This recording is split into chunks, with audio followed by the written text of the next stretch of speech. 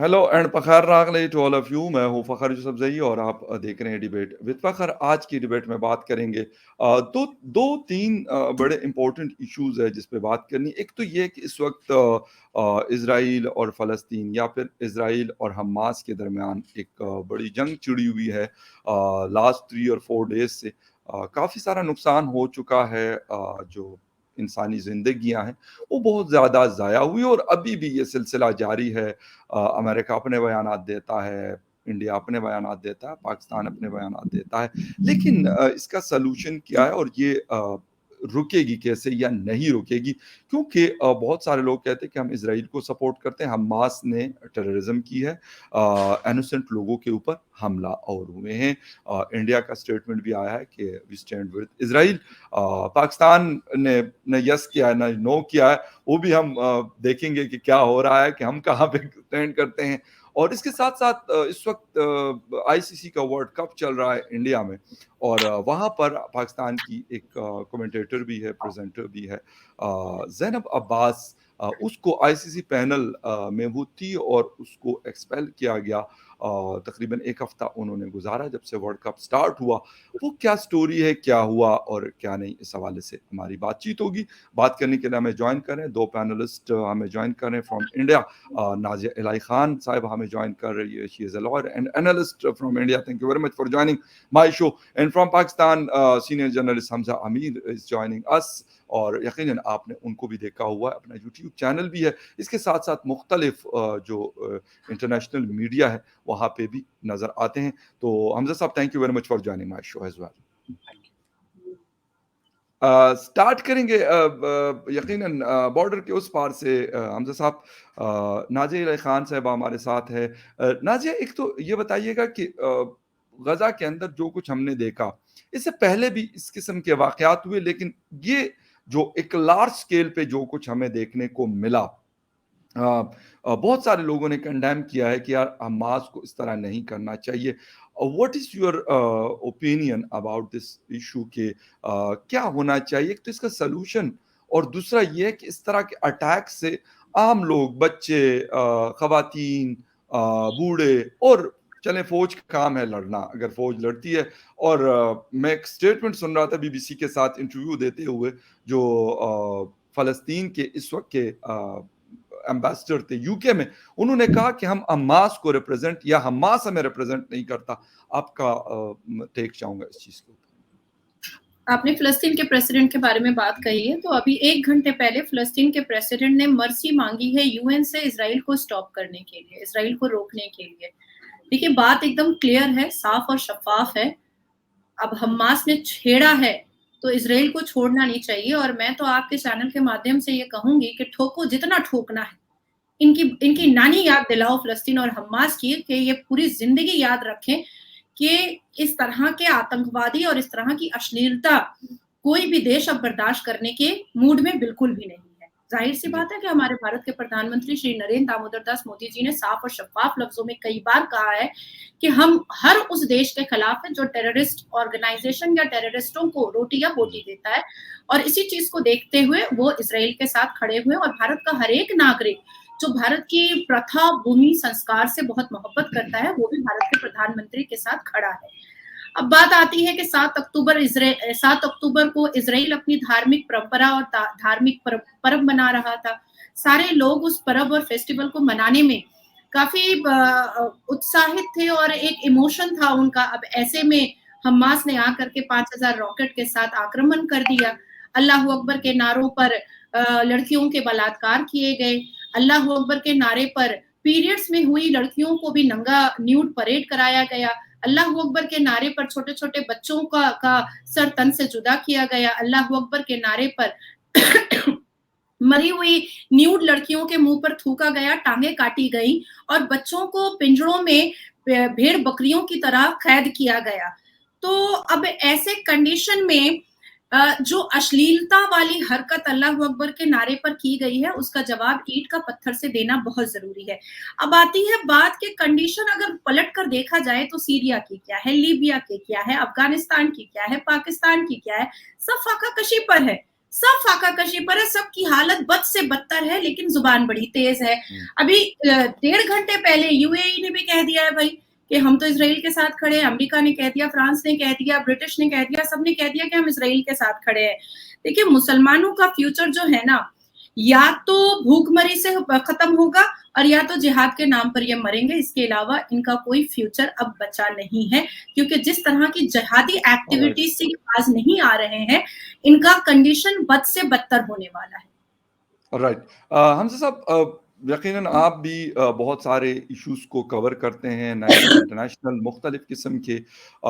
जो बात मैडम ने की, do you agree with that कि हमास, मैं कहता हूँ कि कहीं पे भी अगर कोई भी इनोसेंट लोगों को मारता है, वो कोई मिलिटेंट ऑर्गेनाइज़ेशन हो, वो किसी कंट्री की मिलिट्री हो या कुछ भी हो, मेरे ख्याल में उसकी कोई जस्टिफिकेशन नहीं है। आपका थोड़ा-सा टेक चाहूँगा जो कुछ मिस नाज़िया ने कहा। देखें, पहली चीज़ तो ये है कि इस चीज़ की सेग्रीगेशन करना बहुत ज़रूरी है कि हमास ओके, फ़लस्तीन नहीं है। राइट। हमास अलग एक ऑर्गेनाइज़ेशन है और अगर वो एक दहशतगर्द तंज़ीम है तो आप उसको ढूँढिए, उसको मारिए। वो अगर उसने वहाँ पे हमले किए हैं जो कि वो कहती जी, है उसने किए हैं, आप उसको जी। ज़रूर ढूँढें। उनके तमाम मिलिटेंट्स को मारें, जितना मारना है मारें। एक दहशतगर्द को अगर आप उसको न्यूट्रलाइज़ करेंगे तो इसमें कोई गलत बात नहीं है। हुँ, लेकिन फ़लस्तीन हमास नहीं है। इस वक़्त गज़ा के अंदर 2.3 मिलियन की आबादी है। 23 बिल्कुल। लाख लोग गज़ा के अंदर मौजूद हैं, गज़ा स्ट्रिप में रहते हैं, जिनको इज़राइल खुद भी एक ओपन एयर जेल कहता है। उन 23 लाख लोगों में से आधी से ज़्यादा आबादी बच्चों की है। आधी से ज़्यादा आबादी यंगस्टर्स की है, छोटे बच्चों की है। आप उसको पूरी एक लिस्ट के अंदर अगर एक साथ खड़ा करेंगे, तो बेसिकली आप उन 23 लाख लोगों के ऊपर इस वक़्त बॉम्बिंग कर रहे हैं, इसलिए क्योंकि आपने उन सबको दहशतगर्द और जानवर डिक्लेयर कर दिया है। ये इससे बड़ी कोई और ज़्यादती नहीं है। ये भी जो है एक इंसानी जान का ज़िया और इंसानी जान को टारगेट करके मारने के बराबर नहीं है, तो फिर क्या है? एग्ज़ैक्टली यही बात वहाँ से भी की जा रही है। ऐसा क्या ये रिपोर्ट नहीं हुआ कि अगर आपने 23 लाख लोगों के लिए पानी, उनके लिए खाना, उनके लिए पेट्रोल, उनके लिए बिजली आपने सीज कर दी है, आपने रास्ता उसका बंद कर दिया है क्योंकि इस रास्ते को आप ही कंट्रोल करते थे। इज़राइल और ये मिल के उसकी बॉर्डर को कंट्रोल करते थे। वो हर चीज़ के ऊपर चेक रखते थे, क्या अंदर जा रहा है, कौन अंदर जी, जा रहा है और कौन वापस आ रहा है। आपने ये बंद करके क्या आपने हमास के खिलाफ उनके गिने-चुने दहशतगर्दों के खिलाफ आपने कार्रवाई शुरू की है या उन 23 लाख लोगों के खिलाफ की? लगता तो ऐसा है कि उन 23 लाख हुँ, आबादियों के खिलाफ की है। एक इतनी डेंसली दुनिया की सबसे ज़्यादा डेंसली पॉपुलेटेड लोकेशन है गज़ा। एक राइट। छोटी-सी बेल्ट है जिसके अंदर 23 लाख लोग रहते हैं, बहुत कंजेस्टेड है वो जगह और इज़राइल अपना 10 खुद बाय उनके 40 किलोमीटर है हमज़ा साहब। जी, और उसी के जी, अंदर आप देखिए कि आप जब बॉम्बिंग कर रहे हैं, तो आपको खुद नहीं पता कि कहाँ पे हमास के दहशतगर्द मौजूद हैं और जी, कहाँ पे दूसरे लोग मौजूद हैं। तो जब आप ये कर रहे हैं, तो उसके सीन्स का रिएक्शन सबसे पहला जो आता है, उस सिविलियन कैजुअल्टी के ऊपर, वो बच्चों की जानें जाती हैं। ये बात आज की नहीं है, ये 4 दिन पुरानी बात नहीं है। ये बहुत पुराना किस्सा है, जो आज चलता आ रहा है, जो बढ़ चुका है। हुँ, ये यूनाइटेड नेशन जनरल असेंबली के फ्लोर के ऊपर कहा गया कि 1.5 लाख लोग अपनी जान से गए हैं फ़लस्तीन के अंदर, जिसमें से 33,000 बच्चे थे। आज जो है वहाँ पे 900 इज़राइली उनके ऊपर हमला होता है और उनकी जानें जाती हैं, तो उसको लेके पूरा वेस्ट की लॉबी इकट्ठी हो जाती है, ये भूल के, क्योंकि इस चीज़ को तो कोई सवाल ही नहीं करता था, ना कभी पूछता था कि उन 1.5 लाख लोगों जी, की जानों का कौन जवाब देगा?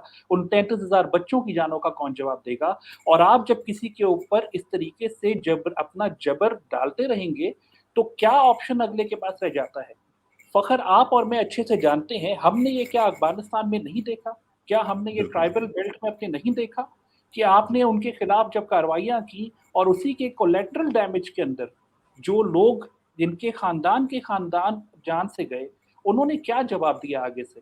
तो उन्होंने कहा कि यस, हम बदला लेंगे। दे बिल्कुल। टुक अप वेपन्स वाह! अगेंस्ट स्टेट आल्सो, और वो उन लोगों के साथ भी जाके मिल गए जिनको हम दहशतगर्द कहते हैं।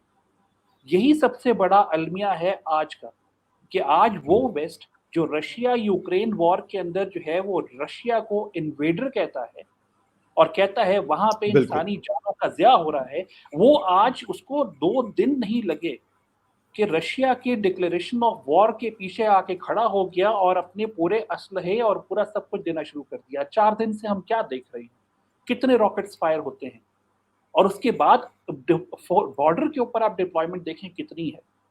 ये जी। आगे आने वाले वक्तों में जो प्लान कर रहे हैं, ये एक ब्रॉडर एजेंडे का पार्ट है। इन्होंने नाज़िया हुँ, साहिबा ने कुछ कोट किया कि यूएई ने क्या कहा, बाकियों ने क्या कहा, मैं आपको बताता हूँ इजिप्ट ने क्या कहा है। जी, इजिप्ट तो एलाय है ना इज़राइल के साथ। इजिप्ट ने कहा हमने काफ़ी टाइम पहले से इज़राइल को ये इन्फॉर्म किया था कि कुछ ना कुछ मूवमेंट हो रही है अक्रॉस बॉर्डर लाइन, और उसके ऊपर आप नज़र रखें। इज़राइल ने उसको इग्नोर ओके, किया, क्योंकि ये जो हमला हुआ है ये कोऑर्डिनेटेड हमला है, लेकिन ये सरप्राइज़ नहीं था। यही वजह बनी ओके, कि आज नेतन्याहू, जिनकी पॉलिटिक्स खतरे में थी, जिनके पीछे 2 महीने पहले इज़राइली बिल्कुल। ही उनके खिलाफ खड़े हुए थे और उनकी इसी एक्सट्रीमिस्ट और राइट विंग पॉलिसीज़ को अपोज़ कर रहे थे, आज उनको लाइसेंस दे दिया गया है टू किल एनीबॉडी एंड या everybody that he decides is wrong और is part of the terrorist group. यही राइट। अलमिया है सबसे। जी, जी। अच्छा नाज़िया अभी हमज़ा ने जिस तरीके की बात की कि हम हमारी एक अलग पॉलिसी होती है दुनिया भर में। आपने लीबिया का नाम लिया, आपने इराक का नाम लिया। इराक में आज भी रिकॉर्ड पे मौजूद है, कहते हैं कि वेपन्स ऑफ मास डिस्ट्रक्शन है। 1.5 मिलियन लोगों को मारा गया। Tony Blair was the prime minister of United kingdom and Bush was the president of US. किसी ने पूछा उनसे कि आपने क्या किया?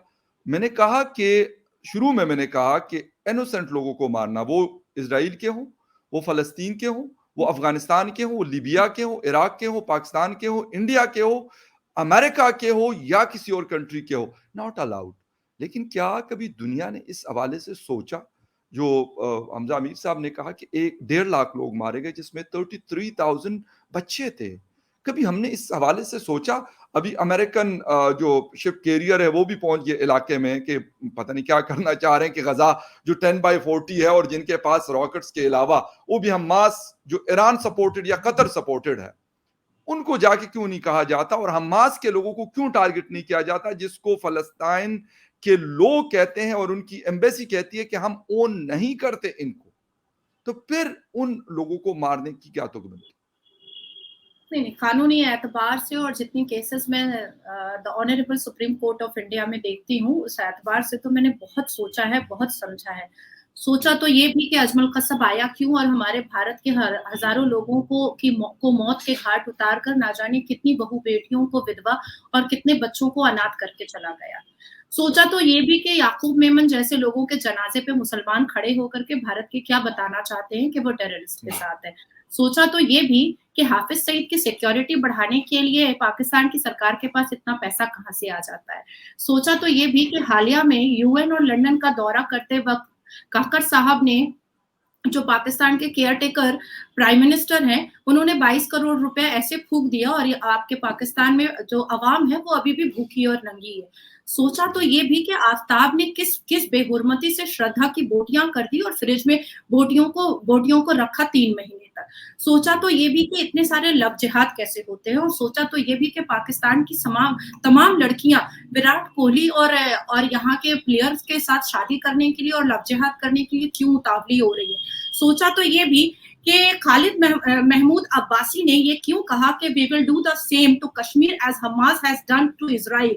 ये भी सोचा। सोचा तो ये भी कि सारे टेररिस्ट एक-एक करके विकेट डाउन क्यों होता चला गया पाकिस्तान की सरजमीन पर टेररिस्टों का। तो ऐसी बहुत सारी सोच हमारे दिल में आती है, बहुत आती है। हम सोचते हैं और तब जाकर के भारत के प्रधानमंत्री ने ये निर्णय लिया कि इस एक अर्थ और एक फैमिली जो ये हमारी दुनिया है, इस दुनिया से टेररिस्ट को कैसे निकाल करके उखाड़ करके फेंकना चाहिए और इस फोकस में हम भारत के प्रधानमंत्री के साथ शाना बशाना खड़े हो गए और हमने कहा कि ये बिल्कुल सही है क्योंकि भारत में भी कई बार हमें ऐसी इंसिडेंट, एक्सीडेंट, आंख के आंसू हमने देखे हैं अपनी आंखों से।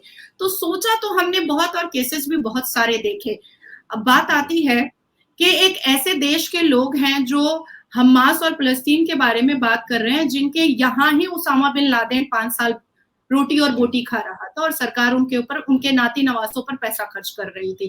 तो ऐसे लोग जो उसामा बिन लादेन जैसे लोगों को, हाफिज सईद जैसे लोग टेररिस्ट को पालते हैं, वो लोग जब हमास के पक्ष में बात करते हैं और फिलिस्तीन के पक्ष में बात करते हैं, तो उनकी जुबान से ये अच्छा नहीं लगता है बिल्कुल भी। अच्छा। जी हमजा साहब, एक तो ये मुझे पूछना था, सवाल मेरा ये बिल्कुल भी नहीं था जिसका आपने मुझे जवाब दिया। हाफिज सईद क्या है, हाफिज सईद क्या नहीं, I am not a representative of the Hafiz Saeed.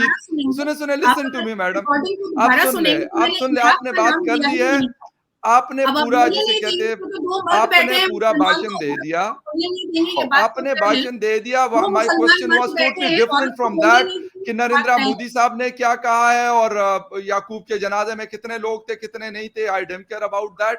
हाफिज सईद को जो है वो कहाँ पे रखा गया और उसकी सिक्योरिटी कितनी है, कितनी नहीं है। नहीं, बुरा लग गया नहीं, बुरा लग गया नहीं। मैं क्वेश्चन करता हूँ और क्वेश्चन का जवाब नहीं madam, what the thing is आप जलेबियां बना रही हैं। You are going for the jalebi ना, जलेबियां ना बनाए। What was the question? The question was मैंने आपसे क्वेश्चन आपसे चना किया, जवाब आपने मुझे गंदम का दे दिया। सवाल था फलस्तीन और हमास के हवाले से, इजराइल, इराक और लीबिया के हवाले से। आप मुझे बता रही हैं जी कि वो फलां को फलां हुआ था। देखिए, पाकिस्तान के बारे में 200 दफा बोले, पाकिस्तान के बारे में 140 करोड़ भारत की जनता बोलती है, 280 करोड़ बोले। किसने रोका है? किसी ने कहा है कि आप क्यों बोलते हैं? किसने आपको कहा कि पाकिस्तान के बारे में आप ना बोलें? किसने आपको रोका है? किसी नो मैडम, जो देखें आप देखें, आप जो कहानियां सुनाती हैं ना, कहानियां बिल्कुल सुनाएं, लेकिन जो क्वेश्चन होता है उसके ऊपर आके, तो उसके बाद बेशक अगर कोई कहानी कोई और लेके जाते हैं तो फिर आप लेके जाएं। जी हमजा हमीद साहब, मैडम ने बहुत सारी चीजें की। मुझे ना इससे इनकार है कि 2011 में कौन यहाँ पे मारा गया था एबटाबाद के इलाके जिनाबाद में। मुझे तो इससे कोई इनकार नहीं। इसके ऊपर मेरी, मतलब मैं 200 वीडियोस तो नहीं कहता, लेकिन कम से कम 50 वीडियोस मेरी इसके ऊपर मौजूद है। हर दफा 2 मई को मैं इसके ऊपर लाजमी वीडियोस बनाता हूं कि यार वो रिपोर्ट हमारी कहां गई। लेकिन हमारा टॉपिक कुछ और था मैडम, जो है वो उसामा बिन लादेन। भाई, उसामा बिन लादेन ना हमारा कोई रिश्तेदार था, ना है, ना हमारा हीरो था, ना है और ना रहेगा। व्हाट द थिंग इज कि इस वक्त जो सिचुएशन वहां पे चल रही है, मिडिल ईस्ट के ओर चल रही है, उस हवाले से हम लोग बात कर रहे हैं। उस हवाले से आपका टेक चाहूंगा, और अगर आप मैडम के कमेंट पे कमेंट करना चाहे तो ठीक है, अदरवाइज हमारा जो दूसरा टॉपिक है उसके ऊपर हम जाएंगे।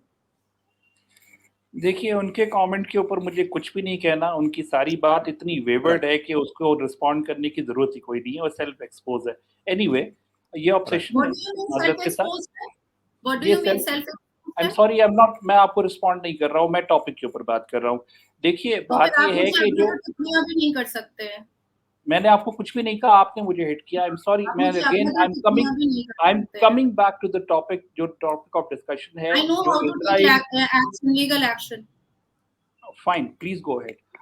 इजराइल और गजा के दरमियान जो सब कुछ हो रहा है मामला, आप ये देखिए कि ये जो डिक्लेरेशन की गई है ना, जो मैंने पहले आपको मेंशन किया था कि ये इस मामले के ऊपर क्यों आंखें बंद रही हैं, और यही हवाले से जो पैलेस्टीनियन रिप्रेजेंटेटिव हैं एट द यूनाइटेड नेशन, जो स्पेशल सेशन हुआ, क्लोज डोर सेशन हुआ, उससे पहले उन्होंने ये बात की कि क्या ये एक इंसानी जान जो फलस्तीनी है और एक इंसानी जान जो इजरायली है या कोई और वेस्टर्न है, उसमें इतना बड़ा फर्क है?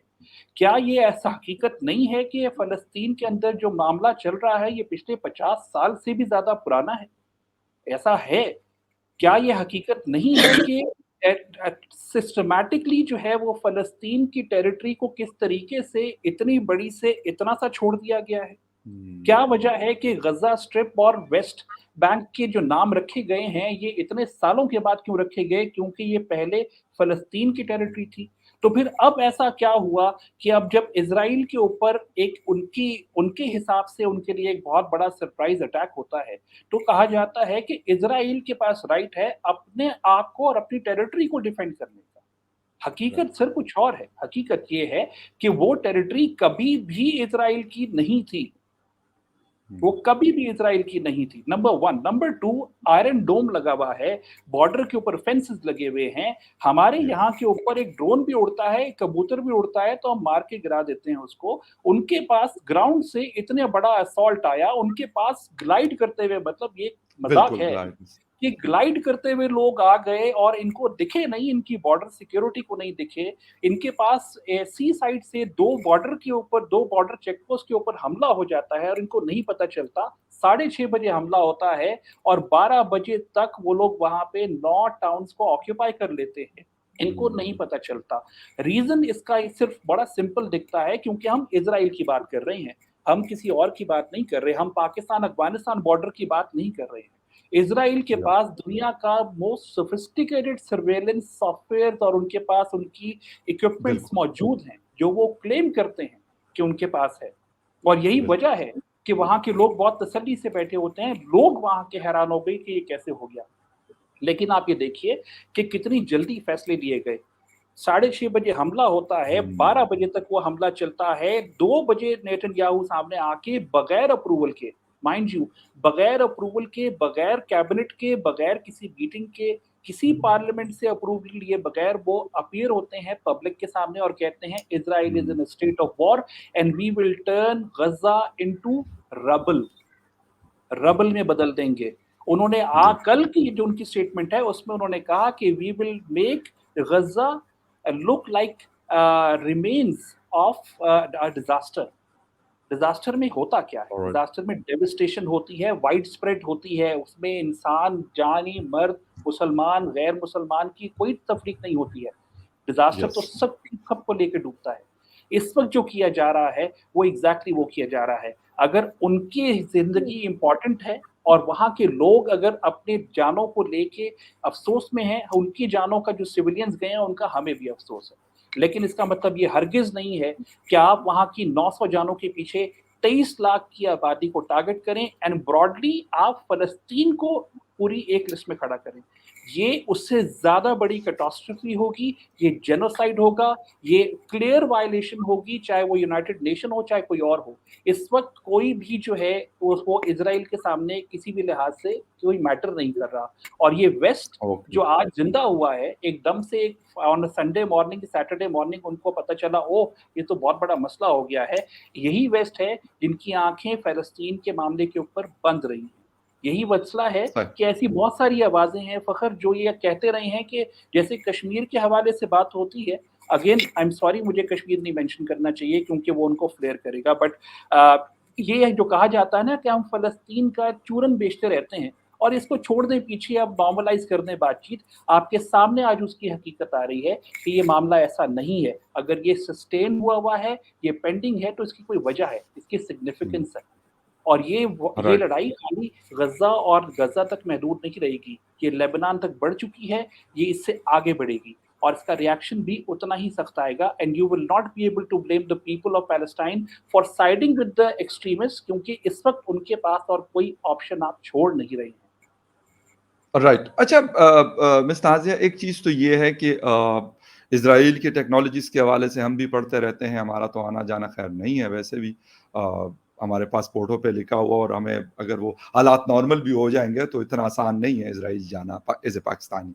फिर भी हम सुनते रहते हैं कि उनकी इंटेलिजेंस जो मोसाद है बड़ी बेहतरीन एजेंसी काउंट होती है, बहुत सारी टेक्नोलॉजीज़ हैं उनके पास मतलब अभी मैं आज सुबह पढ़ रहा था कि 1.8 बिलियन मुस्लिम्स में से सिर्फ 3 के पास नोबेल प्राइज़ या पता नहीं 6 के पास है और वहाँ पर शायद 200 से ज़्यादा नोबेल प्राइज़ेज़ हैं। तो यकीनन वो रिसर्च एंड डेवलपमेंट और ये सारी चीज़ें कर रहे होंगे डिफेंस से रिलेटेड। कैसे नहीं पता चला?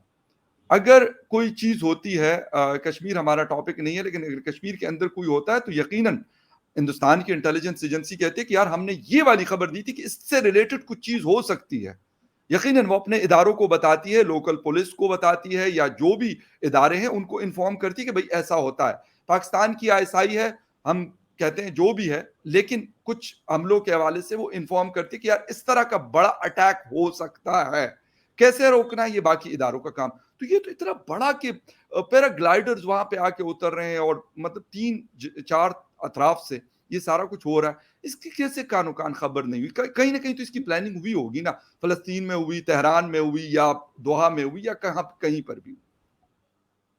जी हाँ, अभी हालिया में गिलगित ब्लोच और आज़ाद कश्मीर में जिस तरह से नारेबाज़ी हुई है, कारगिल को जी खोलने की बात की गई है और भारत से जुड़ने की बात की गई है, सारी चीज़ें पता चलती हैं।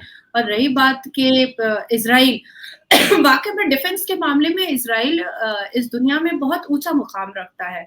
अब वो फाइटर जेट हो, जंगी जहाज़ें हों या उनके बिल्कुल। असलाह हो, हर इंटेलिजेंस हो, सिक्योरिटी एजेंसीज़ हो, तो एंटायरली डिफेंस के मामले में बहुत इवन दूसरे देशों को हेल्प भी जी करता है और दूसरे देश उनसे बिल्कुल, हेल्प भी लेते हैं। नो पर डाउट। मैं बार-बार कह रही हूँ कि 7 अक्टूबर के दिन इज़राइल अपने फेस्टिवल को और 50 साल की एनिवर्सरी को मनाने में, उस फेस्टिवल की 50th एनिवर्सरी को मनाने में काफ़ी व्यस्त था। अब जो गज़ा में जिन लोगों को इज़राइल ने वर्क परमिट देने की बात कही कि वो टेररिस्ट से बाहर निकले, वहाँ पर वो काम-काजू हों, काम-वाम करें, तो ऐसी सूरतों में जब गज़ा से ही एंटर करके हमास के टेररिस्ट आते हैं और ये हुड़दंग मचाते हैं और टेररिस्ट एक्टिविटीज़ करते हैं, तो ये चूक वाक़ई में इज़राइल से हुई है। वाक़ई में हुई है कि मानवता का जो एक छवि दिखाया था इज़राइल ने, उस मानवता की वजह से आज आज इज़राइल के हज़ारों लोगों की जान चली गई, हज़ारों बेटियों की इज़्ज़त चली गई, हज़ारों मासूम बच्चों का सर सर तन से जुदा हो गया। तो अभी जो सिनेरियो है, ऐसे सिनेरियो में मुझे ऐसा लगता है कि इज़राइल जिस हिसाब से ईंट का जवाब पत्थर से दे रहा है, वो बिल्कुल सही दे रहा है और आइंदा दिनों में ऐसी कोई चूक किसी से भी ना हो, किसी भी देश से ऐसे आतंकवादियों से ना हो जो अल्लाह अकबर के नारे पर बूब्स काटा करते हैं औरत के, तो सारे देशों को अलर्ट अलर्ट हो जाना चाहिए। अब देखिए आपका वो खालिद महमूद अब्बासी ने कह दिया ना कि ऐसा ही हमें भी करना चाहिए कश्मीर पर इज़राइल के ऊपर जैसा हमास ने किया। तो डेफिनिटली कहीं न कहीं हमें भी इस रडार में डालने की कोशिश जो है वो पाकिस्तान की तरफ से सही, होनी स्टार्ट हो गई है। तो हम भी अलर्ट हो चुके हैं। हम भी अलर्ट हो चुके हैं अच्छी कि भाई बात है। क्या ही पता कि खालिद महमूद घुस जाए, क्या ही पता अपने पूरे आतंकवादी फौज को लेकर के वो ये सब करना स्टार्ट कर दे। तो ज़ाहिर-सी बात है कि हमें अब और ज़्यादा एक्स्ट्रा अलर्ट होने की ज़रूरत है क्योंकि precaution is better than cure होता है। बिल्कुल सही है और बड़ी ज़रूरी चीज़ है, ये होना चाहिए।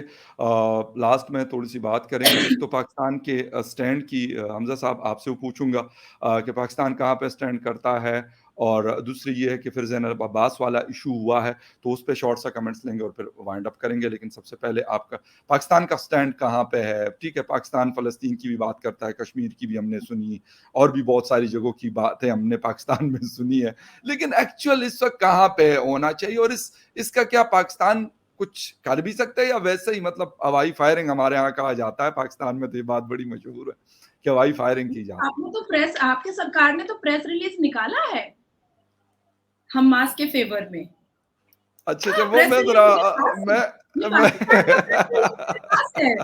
हमास के बहुत फ़ेवर अच्छी में बात है। निकाला है। नहीं, नहीं, नहीं, मैं पता है मैं कुछ और पूछना चाह रहा हूँ हमज़ा साहब से, because he is a journalist, और वो अपने, क्योंकि काकड़ साहब जो है, काकड़ साहब ने कल बड़ा एक कहा भी कि जी जो सोशल मीडिया पे बातें होती हैं तो उसका कोई सरपा नहीं होते, ये नहीं होता, वो नहीं होता। क्या वजह है कि वो मतलब ये बात कर रहे हैं? या तो इंसान कहता है जिस तरह मतलब हिंदुस्तान को हम जो कहें, उनकी पॉलिसी को हम जो मर्ज़ी कहें, लेकिन एक बात बड़ी क्लियर उन्होंने कि नरेंद्र मोदी साहब ने कहा कि हम we stand with Israel, that's it, खत्म हो गई बात। वो जैसे भी खड़े होते हैं, ये उनकी मर्ज़ी है। वो हेल्प करना चाहे या जो भी करना चाहे, वो उनका अपना एक पर्सनल हमारा मैटर है। स्टैंड क्लियर है। लेकिन लेकिन पाकिस्तान कहाँ पे खड़ा है? हमज़ा साहब। देखिए, पाकिस्तान इस मामले में हमेशा से एक इर्रेलेवेंट सपोर्ट लेके चला है। इर्रेलेवेंट ओके, सपोर्ट वो इसलिए क्योंकि हम सॉलिडेरिटी ज़रूर दिखाते हैं और हम एक मुस्लिम उम्मा का हिस्सा हैं और उसके हिसाब से जो है being the only Muslim power to be nuclear armed उसकी वजह से हमारी जी, थोड़ी-सी इम्पोर्टेंस बनती है। अदरवाइज़ पाकिस्तान का इस मामले के अंदर एज़ सच कोई से है नहीं। ना हम ओके, इजिप्ट के थ्रू कोई नेगोशिएशंस कंपेल करवा सकते हैं, ना ही हम राइट, ओआईसी के प्लेटफ़ॉर्म से कुछ कर पाए हैं या कर सकेंगे। तो मेरा नहीं ख़्याल कि पाकिस्तान की कोई एज़ सच रेलेवेंस है। फाइन, इसी वजह से लेकिन हाँ, ये ज़रूर है कि जो इन्होंने प्रेस रिलीज़ की बात की, वो हमास की सपोर्ट में नहीं हुई है, वो पैलेस्टाइन के हवाले से हुई है और उस टू नेशन थ्योरी के हवाले से उसमें बात हुई है। और अभी भी पाकिस्तान जैसे बाकी ममालिक हैं, वो भी यही बात कहता है कि जी टू नेशन थ्योरी को करें और ऑब्वियसली एग्रेशन को रोका जाए। इस जेनोसाइड ओके, को या फाइन, इस ब्लडशेड को रोका जाए फ्रॉम बोथ साइड्स, ये फाइन, भी कहा गया है। बिल्कुल और सही, इसी चीज़ के हवाले से पाकिस्तान की पोज़ीशन हमेशा से ऐसी ही रही है। मेरा नहीं ख़्याल कि पाकिस्तान की इतनी रिलेवेंस है या कुछ बोल भी देगा फाइन। तो किसी को कोई ख़ास फ़र्क पड़ेगा।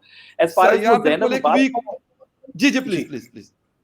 ज़ैनब अब्बास का जो आपने बात की प्रिंसिपली स्पीकिंग उन्होंने चाहे आज बात की हो भारत के और भारत के मज़हबी रिलिजियस सेंटिमेंट्स को हर्ट किया हो, चाहे वो 10 साल पहले की हो, जो बात गलत है वो गलत है।